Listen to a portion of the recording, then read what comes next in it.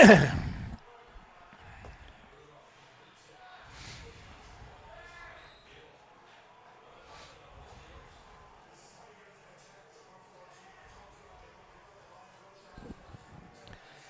good evening, and welcome to Frickers. Hang on one second. All right, Aiden, back at the board. We're getting some feedback here, so I'm going to fix this up here. All right. Bear with us, folks.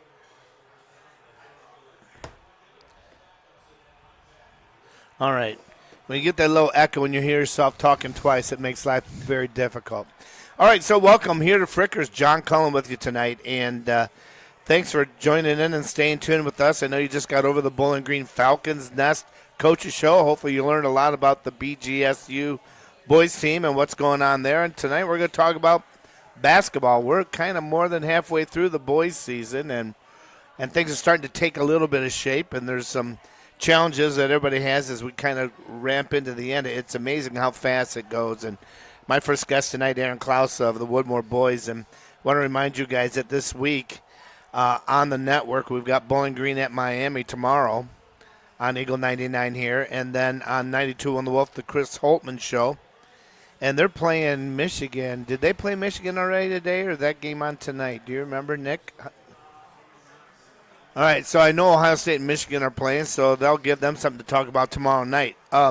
Friday night, Findlay, the Trojans, with probably one of the better teams in the area, going in to take on Fremont Ross. It could be a very challenging night for the Rosslow Giants. And then a big matchup, and I'm going to have both these coaches on tonight. Ryan Fretz from Clyde and Ed Rich from Bellevue. They play on the Wolf on Friday. I'll have that game with Brad Bannister. And then on Saturday, we've got one more high school game. We'll be back at Bellevue with the Clyde girls then take on the Bellevue girls. And then we move into the weekend. And January is quickly moving by, Coach. So tell me something about your team that we don't know. We know that you guys obviously are in a pretty, I think it's one of the more competitive divisions in the area, that SBC River Division. You got Hopewell, Old Fort Calvert, all 9-1 in the league. All taking turns of beating up on each other. 10-1, 10-2, 10-3. Then you got New Regals, 7-3.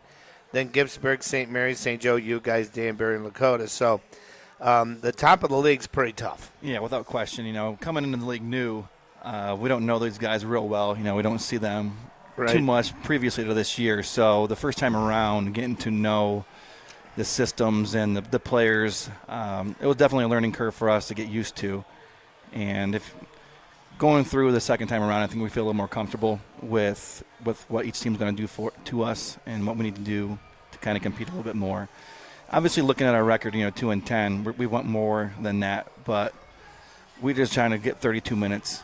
Against a lot of those teams, we put 25, 27 minutes together and just have a stretch where things got sideways. And against good teams, you're not going to make up for that.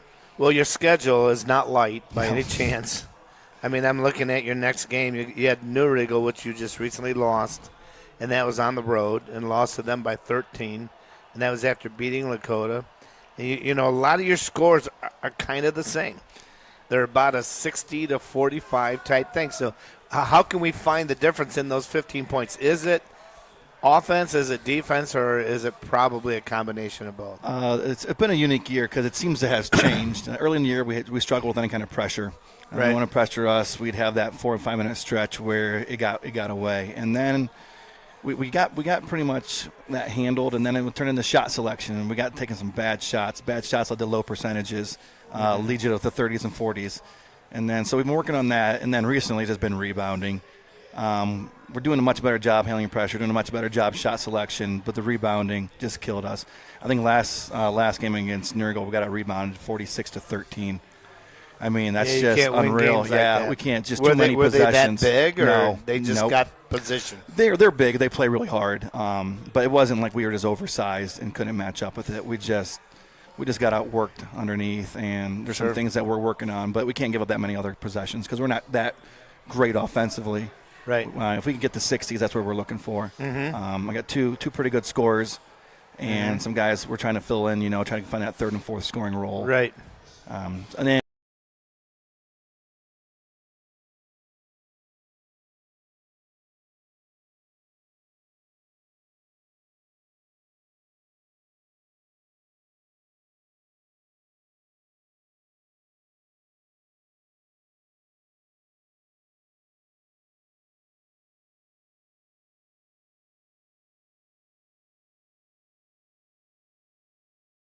right? I mean, look at all the greatest rebounders. You think about Dennis Rodman, right? You think about different players that you've had that they just love to go get the ball. And it's like, hey, I might not score 10 points a game, but if I get 10 rebounds, I'm helping. And you got to find that guy or two, right? Sounds like you were in my practice today. Yeah. We talked about leverage, getting low. And just seeing the ball is not good enough. You got to get leverage. You got to get some space between you and the rim so that you have some room to go get it. And then use two hands. Be strong with it. We got a lot of guys like to pat at it with one hand. So we're working on it. Well, but that gives you something to work about. And as you said, I think when you've got a couple scores, everybody's game plan is, well, let's shut those two down and we're going to win this game. So it how do I want to say it? Getting that extra bullet in your gun can come from a lot of ways. It can come from speed. It can come from somebody getting better at rebounding. It can come from, oh, my gosh, we've got somebody who just defensively will shut down a ball player. But you got to find that extra thing, right? Without question. And so where are you at? What is it that you'd like to see? Hey, if I could get this and this, I think we could right this ship a little bit and maybe finish 500 the rest of the year. Yeah, without question. I got two legitimate scores. One getting around 7. Luke Morris is getting around 17 a game. Right. Brady Thatcher getting around 15 a game. If I can get that third score to step up, give me 10. Give me the third guy in double figures. That'll help immensely. And then just the rebounding in the glass. Defensively, we've improved. We switched it up between man and zone, and we've kept people off balance. We get them to take shots that we want them to take, but then we just give them extra possessions. And then over time, 15, 20 extra possessions is too much to overcome. Well, sitting here looking at the stats, and one thing, if I'm, they always talk about the analytics, right? Well, yeah. I'm not an analytic guy. I've done this for 40 years. I have the eye test. I can tell you in 3 minutes what's good or what's not good with the basketball team. But I will tell you that you guys, your foul shooting compared to the rest of the teams in the league are pretty good. So how can we get to the free throw line? Right. That might be a way where you can pick up those extra points. Or, as you had said earlier, if we get the right position on the defensive side or on the boards, then we might draw some fouls. And then we might get to the line and shoot some. And that might help you, cut into some of those leads with the clock stopped. And we run a lot of 5 out because we run a lot of 5 guards because of our size. So today we need to offensively rebound too. Just because you're playing 5 out doesn't mean you can't go board. Sure. I mean, especially if you're shooting 3, you're going to get long rebounds. So get in there. Yeah. Get your nose in there. Dig us some extra possessions on the offensive end as opposed to just worrying about the defensive end also. Well, I think when you look at teams that, like you said, are more guard-oriented because of the size and, the players that you have to play with, is that offensive board can really take the wind out of another team because of the fact that you're getting those second chance opportunities. And a lot of times, I watch some of the quicker kids, they'll shoot the ball. As soon as they shoot it, they're going up and trying to see if they can get a loose ball or someone's not anticipating. A lot of it's anticipating what the other team might do or where the ball's going to go. And that's just some people have that knack and some people just don't, right? But if you can find that and get some extra possessions, they'll cut down on the ones you lose through, turnovers or whatever. Yeah, so much of it's instinctual, and if you don't have that, we just keep telling you, use your eyes. You got to look, see, go where somebody's not, and see the track of the ball. Try to get a jump on it.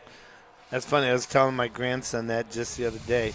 He's a 5-year-old playing his first little thing of basketball, and coach kept on putting him down on the block. And his other teammate kept on coming down there by him. He kept shoving him out of the way. Get out of my way. You go up there. So then he just naturally turned it, went up by the foul line, and found an open spot. And I said, hey, listen, if you all stand together, you got to get open spots so you have room to grow. Well, I'm looking to here and looking at your squad and how many of these guys are seniors in your team? We have one senior. Oh, you do? Luke Morris, our lone senior, and then everyone else in the rotation is a junior. Okay. And then we work in a freshman a little bit. He's kind of getting there, but mostly juniors. Okay. So that gives you two things. It gives you obviously experience. Yes. And you're going to be pretty heavy with seniors next year. So the question is, who's coming up that can maybe fill some of those other roles? Because you know what you've got with this junior team. Right. And, maybe one of them's a scorer. You've got to get a couple other folks. Is there somebody down below that, or do you come, let me rephrase that, do you come from the school of thumb that if I've got a freshman, he's on varsity, he needs to be playing, otherwise he shouldn't be there? Right. Well, are you kind of in that yes, school of thought? We've always said that if you're not in the top 6 of the rotation. We're going to make sure you're playing at least 4 full quarters a night. Right. I don't want to bring you up and then play a quarter and a half or 2 quarters and then use you and then not develop you fully. Yeah, you got to play. You have to have the reps. That's the only way to learn. Right? Then the other way you got to watch it now is too, because you're allowed to play 6 quarters. So and just because you're allowed to play 6 quarters doesn't necessarily mean that's a great thing for a kid either. Well, it can wear them out. Yes, and so we try to balance that, and we used them a lot in the Danbury game because it was so up and down, and we got into some foul trouble. So we had a freshman come in and really fill a nice void for us, Gavin Donnelly, and did real well. But then, since then we put him back on the, he hasn't gotten a ton of minutes because the game hasn't kind of matched up what he needs to do for us. Right. So we definitely want to develop our young scorers and stuff like that, so they're not sitting. You don't get any better sitting. So how about on the JV squad? What's the JV squad's success, or what's their challenges been so far this year? They're very similar to our varsity. We haven't had a lot of experience in winning in the junior high levels with most of our kids. So just getting them on the floor, getting them to know each other, and just getting to play through a system. So they're going through some learning experiences also, especially on the defensive end. We get lost and we do a lot of skill work, a lot of fundamental at practice to kind of better ourselves as opposed to getting prep too, because you got to prioritize what you need. And right now, a lot of skill work is what we're doing. Well, what a lot of folks have to understand, I'm sure they do, following their respective schools that they have, is you can't substitute height. I mean, yes, no question. You've got some height. That's one. They're tall. 2, can they athletically move with that height? And 3, can they be strong enough with that height? And I've seen some tall kids that you'd think they could dominate, but they haven't quite in their mind decided that I'm taller than these guys. I can make a difference here. So it's all when that all comes together, right? Well, it'd be nice if we could all have a couple of 6'3", 6'4" players, but it just doesn't always happen. Play the hand you're dealt. Try to find some strengths in what you have and play off of them. Well, good or bad, this Friday, you've got Old Fort, one of the best teams in your division, one of the best small schools in the area, and you know what they're going to bring, and that's at home, right? Yep. So you're going to have your hands full there. Yes, without question. Coach Hoover does such a great job with this program. I mean, you watch their JV and their varsity through, and they don't miss a beat. He plugs them in every year, and they all can shoot. They're all athletic. They all can defend. They're long. They're tough. Yeah, I don't know where they get all that length from, but that just happens. But the fun thing is about Eric's team is, and like a lot of teams that are established, is by the time these kids get to junior high, they're past the point of having to think about what to do. They just do it, right?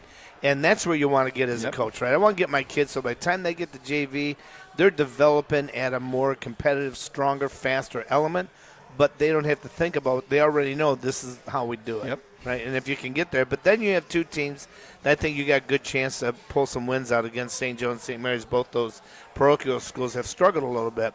So, you have a chance to, kind of get some W's here heading into the end of the year and hopefully get some guys comfortable and get them to the point where they're playing well together. And you have some opportunity there. Yeah, without question, we're trending in the right direction. We played Hopewell really well. We played Newrigo really, really well. We played Lakota well. So we want to be turning it around, and it seems like it's going in the right direction. So we need to keep that momentum going. Well, we appreciate you spending time with us tonight, Aaron, and best wishes to you guys this Friday. And keep everybody healthy, and who knows, you might get some surprises as you finish and slide through the end of the regular season and see that whole team start to come together a little bit, which is really what you're looking for. I hope so.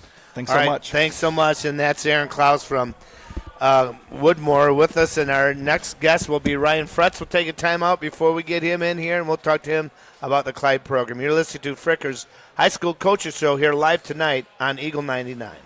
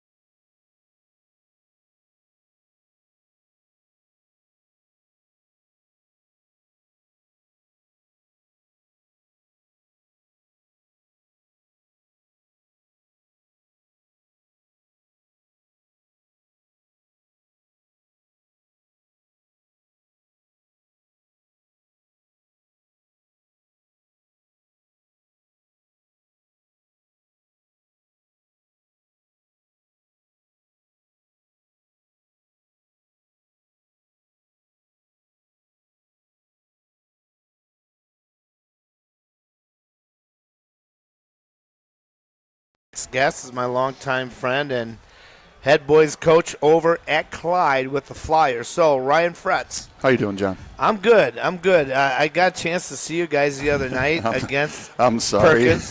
Perkins. And I just wondered, I'm sitting there trying to figure out what all's going on with your club. And, you guys are 2-9, 0-4 in the conference. The conference is highly competitive. I mean, let's look at it. We got Sandusky. We've seen them. Yep. They're like a one punching in. Yep. They get the ball, they dribble down the court through the defense, score, pass, kick it out. That's correct. You got Columbian, who you played tight. You got Norwalk 8-4. You got Bellevue at 9-3. Then Perkins and you guys. So the one thing that I know about your squad, and I was waiting to see it the other night at home, was it really doesn't matter if it's offense or defense, but once one of them get into sync, the other one engages and happens at the same time. And it just seemed like you guys just really couldn't get either end of the floor consistently enough to be able to spur the other. Does that make sense? It does. I mean, the continuity of thing. There was 2 times, and it's pretty bad that I can remember both the times that we made a run. Right. Whether it was hit a couple threes, force a turnover, get a run out layup. I know there was we went on a 7-0 run, and I believe it was a 6-0 run. But both of those runs, Perkins did a great job of calling a timeout and resetting. And I know you had the game. Yeah. And I can remember Braden Olson 3, and then Ben Watt stealing one of those passes and giving it to Braden, and then we hit another 3 there. So you're looking at an 8-0 run, and Perkins calls the timeout. And we cut it to single digits at that point, but then Perkins called the timeout. It slowed down the game, and it allowed them to get back into the swing of things, kind of reset the momentum. And you're 100% correct. When our guys are seeing the ball go in the hole and scoring, we feed off of that. Yeah. And it's not always I hate to say it, but it's not always the best way to play basketball. You've got, whether the ball's going in the hole or not, you still got to continue to play on the defensive end and execute on the offensive end. But, with high school boys, it helps when that ball goes in, and it doesn't, if you miss a point blank layup, it can really affect your psyche. And we missed, not only did we miss open layups and open threes, Perkins did also a great job of challenging us inside, so it was adding injury to insult when we would miss those wide open shots as well. Well, there's a span. You guys were down by, I can't remember, maybe it was 16 or something. And I remember I added up all the bunnies that you guys missed underneath. Mm-hmm. I'm saying this is a 2-point game. You make those shots. And so I always kind of look at basketball kind of like a balloon, It blows up and it bounces and air comes out of it and it just kind of goes flat. And it just seemed like I remember the 8-0 run, and I remember Brad Bannister said, okay, this looks like Clyde basketball now. But, Perkins had a couple kids that just played really well. Mikey Young was one of them. Yep. Mikey Young could get the ball down the block. He was just physical enough. He's one of those guys that wouldn't classify as a pure basketball player, but he's a great athlete. And he had good enough body control, was just strong enough that he could go in and do some things. And whenever they needed it, he did it. And so there wasn't an answer. So all of a sudden now they're scoring 3 or 4 points. Now the league goes back into double digits. And it just seemed like every time you take 2 steps up, then you take a step back. And it just kind of happened that way. So I'm just kind of curious. And then you go to Calvert, and Calvert's never a fun place to play. You're from Tiffin. You've dealt with all that. Oh, yeah. Yeah, it's kind of like, it's kind of like going to the den. We practice in our aux gym a couple times, and we tape the sidelines in just a little bit to make it more realistic. And, Calvert's one of those games where we picked up playing Calvert like we kind of left off the night before against Perkins, and I had to call not 1 but 2 quick 30-second timeouts to get us refocused and into that game. And we were down by about 12 points before we started to rotate on defense, before we started to actually execute the game plan. Right. And from that point on, Calvert hit some shots at the beginning of the second quarter, and there was one point where we were down I mean, I believe it was like 29-12. Might have been 17 points that we were down. And, I mean, we adjusted at halftime. We threw it out. We threw the first half out at halftime. And we came out and, I mean, we cut it to 3 at one point. Had a chance. We cut it to 2 in the fourth quarter. We had a chance to take a lead. We had open threes that we were shooting where we had 2 open threes, down 2, with just under 4 minutes left to go in that game. So we did the work to get back into it, but we never should have been in that position in the first place. Right. You took so much energy to be able to. It did. We dug ourselves that deep hole, and I think our boys learned a lot from that Calvert game. I mean, yes, we didn't win on the scoreboard, but I mean, Calvert's not an easy team to play against. Well, no, they're 10-3, 9-1 in their conference. Yep. I mean, they've got a point guard that's tall that can handle it, and he can see the floor if you press them. Sure. They have a shooter on the outside, and then they've got some big guys inside. And I think for one of the first times this year, we played well against a team that had multiple big guys inside. I mean, to be able to, 3-quarter in the post, help on the backside, then the other backside guard drops, and, were you either able to X out of it or move with the zone that we were in? Sure. I mean, we didn't do it perfectly, and not many high school teams will play a possession of defense perfect. But we did. Our rotations are getting better. They improved just throughout that Calvert game, and that's what helped get us back into the game or change a couple of Calvert shots. But we just couldn't get over that hump because we exerted all of that energy to get the game to a one-possession game in the first place. Yeah, it's kind of like for you guys, I don't want to say that, you got to start quick. We do. You got to start early, yes, right? Because yes. if you do, it's kind of like when they put the roller skates on, they all get skating at the same time. It's a pretty nice thing.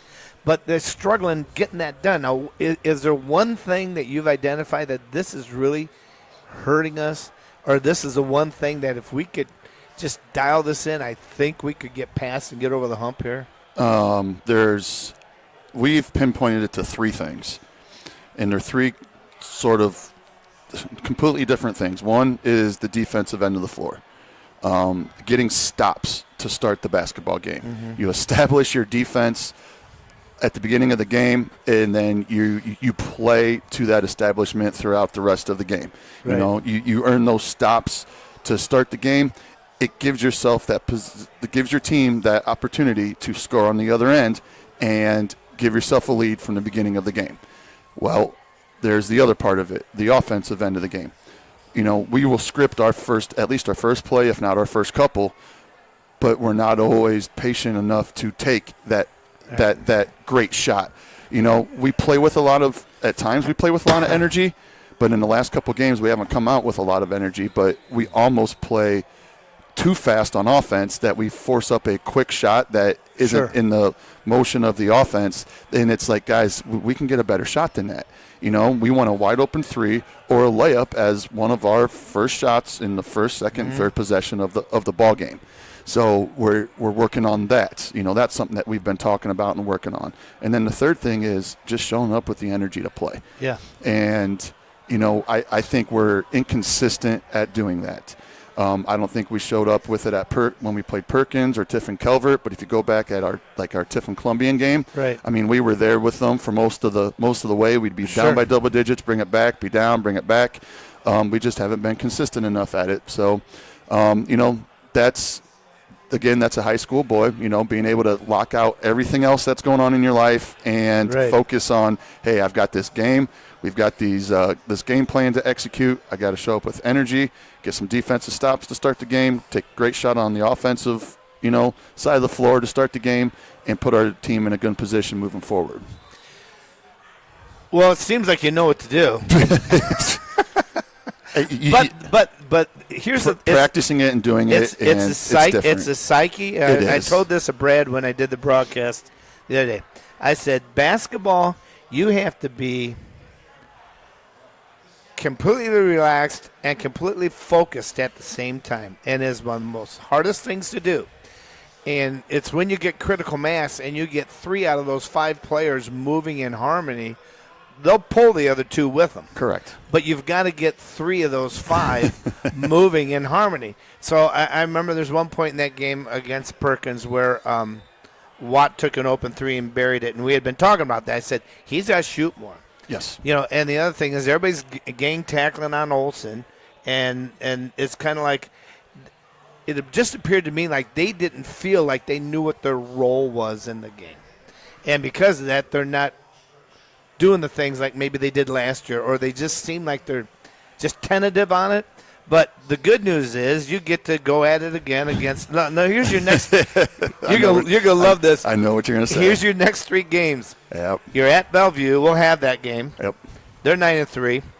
Then you're at Margaretta, which is another unique place to play. Yep, state-ranked Division III team. Yeah, yep. 10-1. Yep. And then you're home with Willard. Division II state-ranked team, yes. So, I mean, it's not going to get any easier, but it's going to give you a heck of a lot of opportunity for the guys to be able to – and my firm belief is that you guys are, halfway through the year, that it doesn't matter if you win or lose. If they find it, yes. If they find it, then they can find themselves through the rest of the year, and you guys can head into the second season. I firmly believe that. I think this team's got a lot of talent. They just have to find it, and that's all together, not just 1 or 2 people. Just my take on it. No. I agree with you 100% there. I mean, you bring up those 3 games. We're focused on that team to the east, which I know you're talking to their coach here later tonight. Yeah, he's coming in. Yeah, and I mean, we'll be that's our focus right now. For this week, moving forward. I mean, we're there. We're close. Right. We've had, as you've seen, moments of greatness when we've played. We just have to get a little more consistent and a little more mature when we're out there on the floor.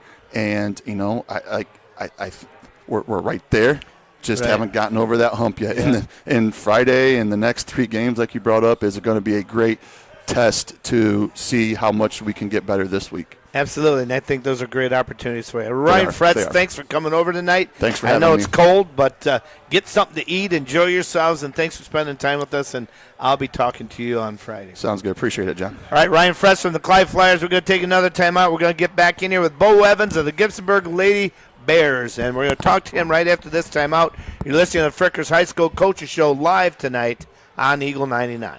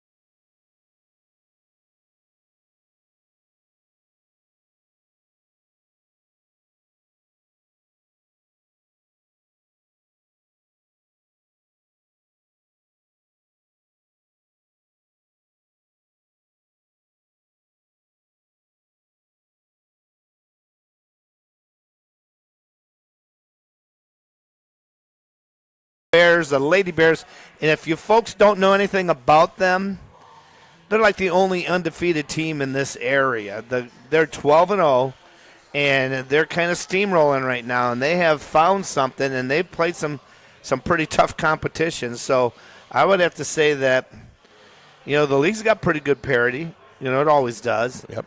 And a big game just recently, a win over Danbury, who was state-ranked and undefeated at the time. Lakota's good. You got Woodmore and Old Fort, both with winning records, and then a couple 500 teams, and then the bottom of the league. But Coach, it just seems to me like, things just keep on building for you. Tell me, how are the girls handling – this is always my concern. How are the girls handling success? Well, it's nice because I think I told you before, like last year we started building up and we won 17 games last year. So then our girls this summer had some confidence, and then we go into the year, we knew we were going to be pretty solid. Right. And then we had a few games early on that we won pretty convincingly over some pretty good teams. I remember Lakota coming to our place. They were the league champs last year, and to beat them was a big deal. And then from that, you just kind of gain your confidence. And then we went through the whole first round of teams, and like Old Fort gave us a battle. They were solid, and then we played Danbury last Thursday, and they were undefeated. We were undefeated, and it was a special night. The crowd was packed, and both ways. I mean, Danbury brought tons of fans. Was this at Old Fort? This is the Danbury. At Danbury. This is at Gibsonburg. At Gibsonburg, but Danbury brought tons of fans, and it was like a playoff atmosphere, like probably it felt like a district final. There's nothing better than that. Oh, and our girls never experienced it, and then our girls stepped up too. We ended up winning by 11, which just shows they made a run at the end. We were up most of the game. They came down about 6-point game with about 4 minutes to go, and we held them off, and just that built our confidence. So now we take it game by game because we had to play Calvert the next day, and they're getting better. Right. And it was this past Saturday we had a little struggle with Calvert for a while, but once again I just think our confidence level is way up there, and when you have that confidence, you feel like you're going to win most games. Well, when they face the adversity, they're not. I was talking to Coach Fretz. They're not thinking about what to do. They're just doing it. Yep. They're reacting and doing what they need to do, and they have the confidence that they can. And so, for you guys, I mean, what a great environment to have two undefeated teams going at each other, and it's just, the price of admission is not high enough for what you're going to get to see. I've been coaching 5 years, and even we've never had a game of that magnitude. And just our high school boys team came out and supported. They had a whole ESPN set up out there. Oh, they did? Oh, yeah, they were fun. They were fun, but, I mean, the other crowd brought a bunch of kids. It was very fun, and then our community just supports us. They've been supporting it from day one when I got this job, but now we're starting to see more and more people show up. And once people watch us play once, they're like, wait, I like watching. So now they're coming back, and we're getting repeat customers, and it's just fun. A lot of people are very positive, and the support's been overwhelming. Well, my daughter played at Clyde for John Cahill when he coached there, and I do know that the girls do react positively to support. Oh, absolutely. And if they've got support and they know that they've got your back, it maybe it just kind of helps keep the doubt away. Yep. I might doubt myself. No, you guys have proven this. Let's just keep doing what you do. It's a heck of a lot easier to function when you have the confidence, as you said. And boy, I tell you what, that's just worth its weight in gold, because now you are the marked team. Oh, absolutely. Every game you're going to have, they're going to give you your best. Yep. Not too many teams will just lay down. I mean, there might be some if you get a big lead that they just can't. No, but absolutely, I agree. That's a different atmosphere. That's a different place to be, right? Yeah, but we have our whole focus is about being on the team. We have so many solid team players where sometimes we almost overpass sometimes. Like we have girls that look to pass and get the open shot, and no one cares about their points, no one cares about their stats. Yeah, and it's fun. And then when one of the teammates does well, they're all very appreciative of each other. They're all hugging each other. They're all just supportive of each other. And it just from all the way from the seniors down to our freshmen, it just is one big group unity, and it's just fun. Well, you know that when it's all working, it's a beautiful thing. Yep. And it's not always like that. Absolutely. So, but the good news for you is, I think we talked about this early in the year when you just had a handful of wins, is that kind of bleeds into the rest of the program and the rest of the girls, and it gives them an anticipation of expectation. That's the best way for me. That's two big words in a row. Yeah, I got you. But you know what I mean, though? Now we're anticipating that we're expected to play well. Yep. And when you get that mindset, it just washes away a kind of stuff that a lot of these teams are 500, where they have these moments where they just can't pull it together. It's because they don't have that. Yeah. They haven't got to that point where emotionally I'm like, okay, this this kind of play is not acceptable. This is where our mark is.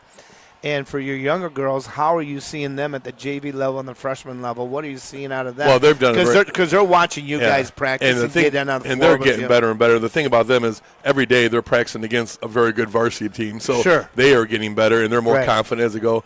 Even we had the game for Danbury, we had our 8th grade team there, 7th grade team. We had our youth girls playing. So for them to all be part of that, to see that, just kind of helps build that culture. But we have a really nice 8th grade team coming up. So we just have a lot of athletes now, and a lot of them are liking basketball. They're starting to get more into basketball. So we always say if you have athletes, you can turn them into basketball players. It's hard to turn them into athletes. Right. We just have a really nice program from top to bottom. And like I said, our younger girls are contributing. We have freshmen through seniors. Like I said, in practice, we could go freshmen and sophomores versus juniors and seniors, and it would be a good battle some days. Right. Well, I think the best thing about that is that it just makes it easier to turn the roster over. Absolutely. And one of the things that Kale used to do that I really appreciated is that, of course, I helped when he first started. They didn't even have a biddy program, and we started taking 5th graders to tournaments and stuff, and we're playing teams that are 30-1. Yep. Our first tournament, we never even played off the stage in Green Springs, you know, and those kinds of things. To where now the girls have all these opportunities. He would always take like 2 or 3 of the leaders of each class and would move them up to hang out with the next class so they weren't shell-shocked when they got into the next level. And let them feel like, hey, listen, we see you're a leader. This is how it works at this level. Well, for girls, they just love that. Yeah. You know, there's something about it. Guys, maybe not as much. But the girls, there's something about that camaraderie that I think when you get a girls' team that's committed, man, I think you're going to get more effort out of them than even some boys because they sell out. And they have these girls. I mean, it starts with our seniors. We have 3 seniors, Jazz Morant, Harley Gamble, who last time I kept calling her Bree Gamble, and Sophia Paul, who've been they've been here through the thick and thin, and now they're getting rewarded for their efforts, and and their leadership has been just tremendous with our younger girls, and our whole program. We have 5 or 6 coaches that are now part of the program, and they all have their different roles. Right. I even have a guy, Clyde Ickes, who he comes when he can, and he's working now with our K-3 program. He's starting that up and just doing like those things that happened a few years ago. Right. And now we have people who want to be part of it, and they're all contributing in a positive way. And it just from the top to bottom, but it all starts with our seniors. Our 3 seniors have done a great job, and it's just fun watching them be the leaders. And our young girls, respect them enough to listen to them. And then I know it's going to continue when they leave. The next group will step right up. Well, when you have those building blocks in place, and generally it's a group of girls that had to play through some tough times. Yep.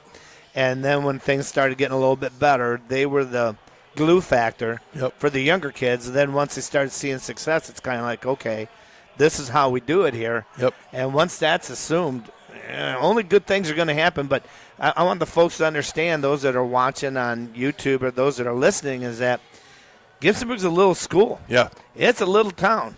You know, you're not having people move in there to play basketball. Nope. These are all Gibsonburg girls. Born and bred Gibsonburg Lady Bears.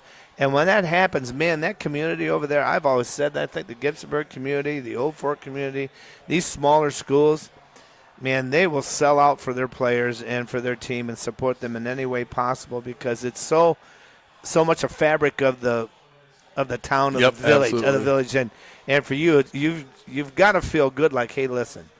Yeah, we're the marked ones now. Yep. We've got the bullseye on our back, but I'd rather have that than not. And I agree tremendously with the whole community. Like, these are our Gibsonburg girls. They've been going to school here for all along.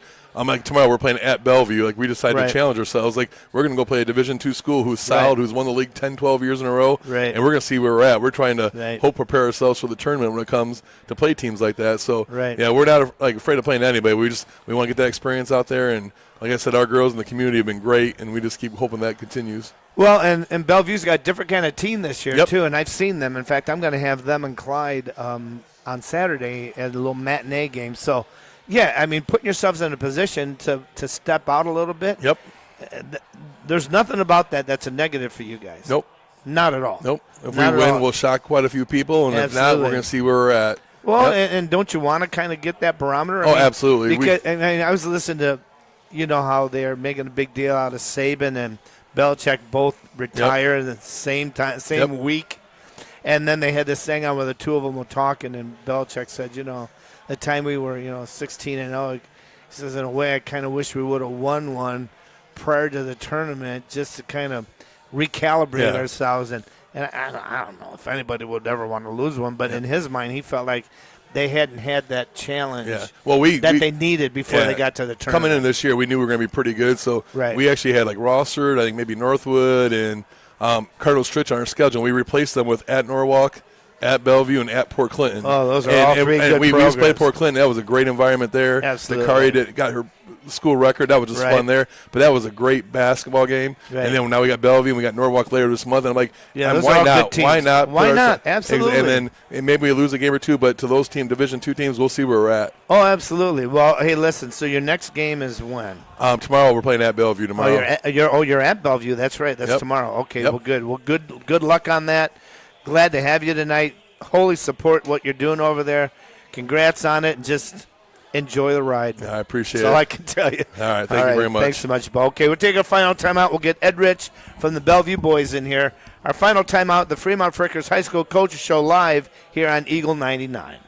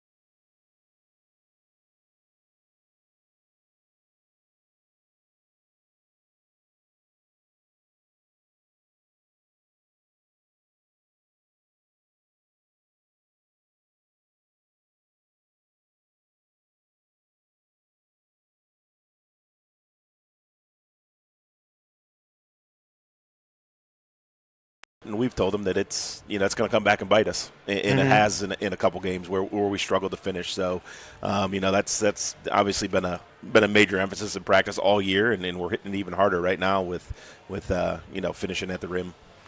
Well, I was trying to find out, and sometimes it gives us the stat stuff, and I like to look at the free throw percentage, and as we a lead the team. league. We lead yeah, the league you're in at free throw. 71%. Yeah. So one of the things from my observation was you're not drawing enough fouls. Yeah.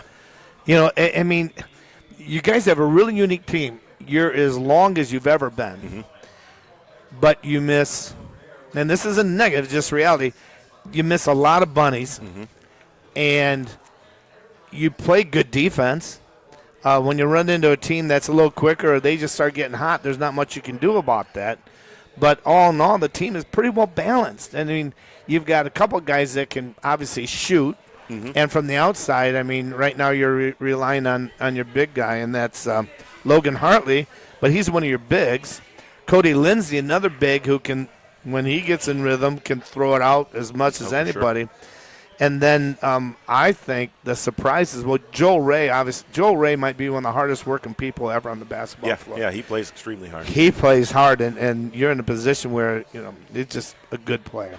And then you have the Twins, but Ike Brown has been a little bit of a surprise, a freshman, and you know, I think you aspire to this. If I have a freshman that's going to be in varsity, I need to play him and he's developed into a pretty strong player. So you've got enough there. Yeah, we do. We know that. It's just getting maybe 2 more double-digit scores right to help you out, and that can come from a lot of ways. That can come from drawing fouls. It can come from making the bunnies.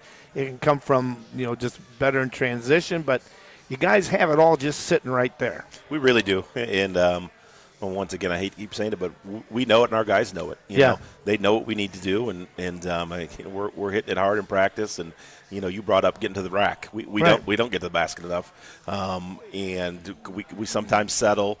And I think you know, some of the other thought process with them is they're not sure if they're going to finish. You know, because we're in that slump where we're not finishing, so they're, you know, settling for the 3 or kicking it out instead of just going to the rack and trying to get the finish, trying to get the foul. So it's kind of a mind game right now. Well, it appears to be because, I mean, you got guys, I mean, I'm not going to pick on anybody, but, you know, I can't remember which one of the Twins. I get them confused. I've been covering them for 4 years. But they'll sit and hit the 3-pointer, and they'll get up to the rack and be 2 feet away and just clunk it. And I'm like, I don't know how you do that. But I think – it's just maybe anticipation of something that could happen versus making it happen. Yeah. Is that kind of right? It is, and that's Saturday we talked about that quite a bit at practice, and today we talked about that quite a bit, that we have to quit anticipating pressure. We say the pressure is between our ears, and that's where it is. I mean, we handle the ball extremely well. We do a lot of great things, and you know, the part we're missing is the finishing piece. And then we're getting good looks, and you know, we have the good looks against Norwalk and good looks against Tiffin, good looks against Sandusky, and we just couldn't put them in early enough. Well, let's talk about your defense right now. The only team that has scored more than 48 on you is that really good Sandusky team. They scored 64.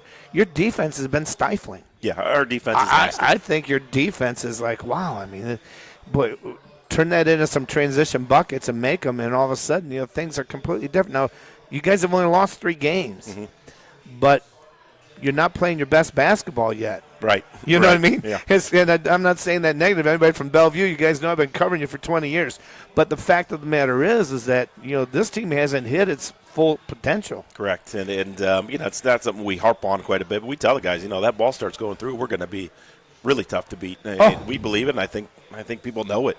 You know, we've had a couple games where we really filled it up. I think Gallion, we hit 13 threes against Gallion, and we were feeling good. Right. You know, and then we turn around and lose to Tiffin, and we can't hit a 3. You know, you know, and every once in a while we've been putting the ball, you know, 5 or 6 threes, 6, 7 threes, but you know, really it's the 2-point stuff that's killing us. I think we're 43% in the year from 2, and that's not going to get it done. You guys are shooting as a team over 70% from the free throw line. I mean, if I was coaching, I'd watch enough teams that one of the best antidotes is, you know, let's get to the foul line.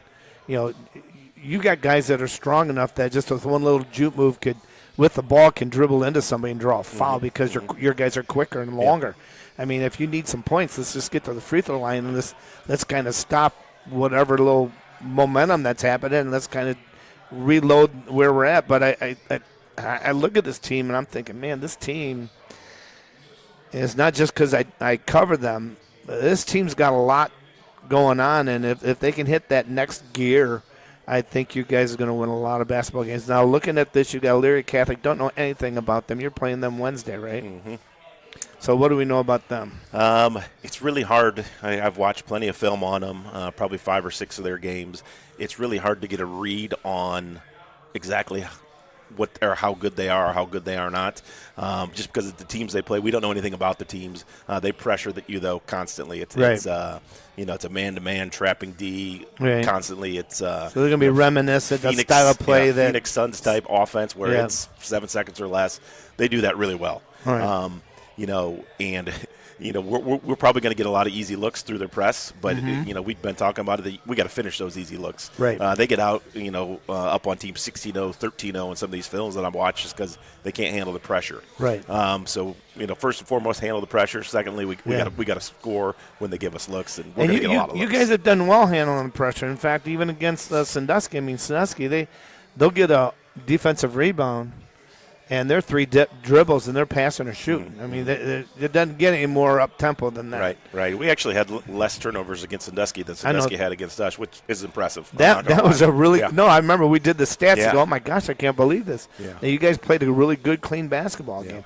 Well, wasn't that the game where when you guys played them and we didn't have any free throws? Yeah, we had 0 free throws. Yeah, I talked to you about the game after that. I can't remember all of them, but I was like, I've never seen that happen. Yeah. Not one. We played them even through 3, but the first quarter we had, I want to say, 4 or 5 missed 2-footers. Right. They blew us out the first quarter. I think it was 17-9 or 17-10. And that's Other than that, it was fairly even. It was. And it was a pretty good game, really. It was a good game. So you got Elyria Catholic at home, and then you've got Clyde coming in, a team that's kind of struggling. And we had Ryan Fretz with us here, and he feels like his team's also in the position like, they have moments, but they can't get the moments to sustain. And they've got a lot of quickness. They don't have half the length that you guys do. But they've got quickness, and they got guys that can play. It's just a matter if they can pull it together and a really good – you're going down to Willard, then Tiffin Columbia. Oak Harbor's not bad. And, you're going to finish out the season with a lot of good ball games. But, I feel pretty good about that. So tell me we don't get to talk about this on Fridays or Saturdays when we cover you, but your JV squad seems to be developing pretty well too. Yeah, they're solid squad. Got some juniors who are playing really well, right? And then some sophomores who stepped up their game quite a bit since last year. I think our JVs are we're 9-3. They got to be 8-4, I think. Right. I know they have a pretty good winning record. And then our freshman team is like 11-1, right? Which is great because we took their 2 best players, right? And those guys are playing extremily hard, extremely smart, and it's really fun to watch. So doesn't that help them develop though? Because now they can't rely on is it.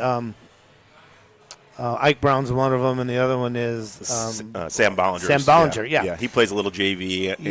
He plays a little freshman. He does like his 6th quarter thing. But, and that forces other people to have to step up, and that's what you want is development. Yeah, for sure. You want them by the time they get to you that you don't have to teach them anything. This is what we're doing. Go do it, right? Yeah, that's the time to do it. There shouldn't be any. Well, Coach, I'm trying to figure that out. No, you should already know by now, and I think your coaching staff does a really good job of that. They do. So, health-wise, is everybody healthy? We got a couple injuries. Unfortunately, Saturday at practice, we had 2 guys go down with ankle injuries. Okay. Just fluke injuries. We'll see. We'll see how it goes. They did not practice today, but we're hopeful we can get them back soon. We just don't know how soon. So, it's been really our first injuries. We've had a couple other ankle injuries early in the year, but the guys played through it. These ones aren't severe, but they're a little bit more severe than. Well, they're enough to keep somebody out of a ball game. Yeah. Well, the good news is that you've got pretty good depth. Now, I can't remember the entire roster, but how many seniors are on your squad? What do we have? We have the twins, right? Logan Hartley, Cody Lindsay, and Carson McKenzie. All right, so you've got 4 starters. Yep. 4 starters, so the juniors are – it's important for those juniors on the JV squad to continue to develop. Yeah.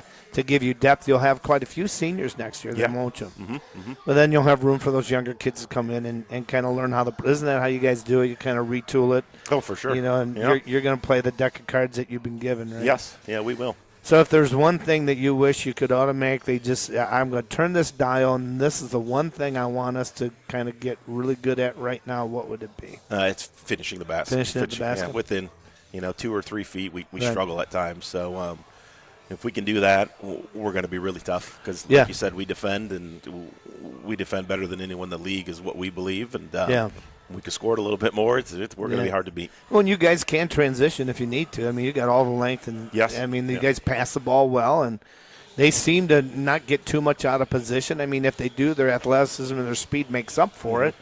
And I don't think you guys are a foul-happy team. It's not like you're out fouling everybody. Yeah. I mean, if you need to, you will if that's required because of the way the game's being played. But you guys have a lot of continuity in a lot of different aspects of the ball game. So yeah, we do. Well, I'm glad that you could take the time to come over. Obviously, it's our pleasure to be able to cover you guys, and it's always been fun and always been treated exceptionally well over there at Bellevue. And it's nice to see your team, have the identity you want them to have. Yeah. Just fill in that one blank, and I think you guys are tough out. Yeah, I do. I agree. And I think that makes it good for everybody. That makes it good for all the kids underneath that are looking at this and saying, okay, this is what Coach Rich expects.